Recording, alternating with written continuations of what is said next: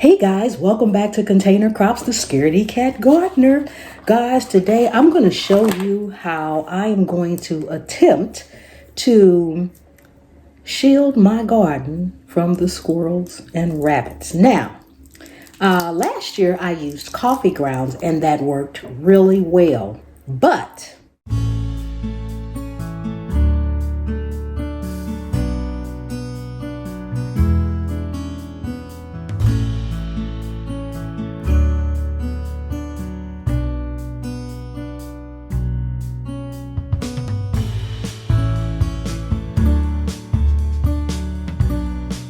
I found myself needing more and more coffee grounds more often, and I didn't necessarily have them at my disposal. Now, I do drink coffee, but I don't drink it that much. So, I do know that peppermint essential oil does put at bay, stop in their tracks, animals in the rodent family. So I'm going to show you, I have some peppermint essential oil here, and I'm going to show you how I'm going to do it this year. So we'll be right back. Okay guys, so this is what I'm using. Just regular peppermint essential oil. You want to make sure it's 100% pure essential oil. You can see that up here. Okay, it only takes a few drops. It is strong. Now I was going to actually mark my plants, what I have out there this year, a different way, which I still may do because that way it's kind of a little prettier. But I have chosen to use these this year. What I'm going to do, and I'll show you in just a minute, I'll tilt this camera down. I'm going to take the peppermint essential oil. As I did my research, everything said to take the peppermint essential oil, put it on a cotton ball, and then sit the cotton ball in a top, any top, a lid of anything that you may have. Sit it there and then place this in your garden. Well, as I was thinking about it, I had an issue with that because if nothing else, the wind will come along and go, boom, rolls off. It's not going to keep everything away, so something else could come and move it around. So I thought it needs to be stabilized. So what I'm going to do, now I'm going to show you just how I'm going to do it. First of all, I'm going to take this, and I'm going to tilt my camera down just a little bit because I want you to see what I'm doing. So the first thing we're going to do is just write our plant names on these just like this. So whatever you have,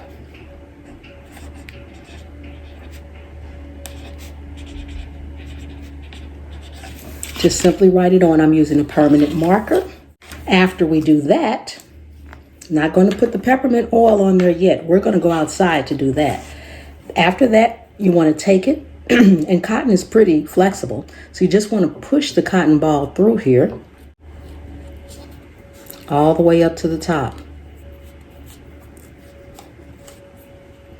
Then we're going to stick this in the ground and put the peppermint oil on it. We're not going to put the peppermint oil on it until we go outside. So I'm going to write the rest of these up so that I can take them all out there at once, and I'll show you what we're going to do from there.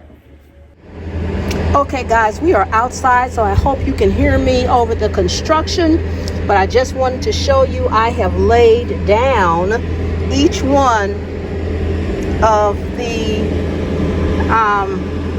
markers with the cotton balls on them.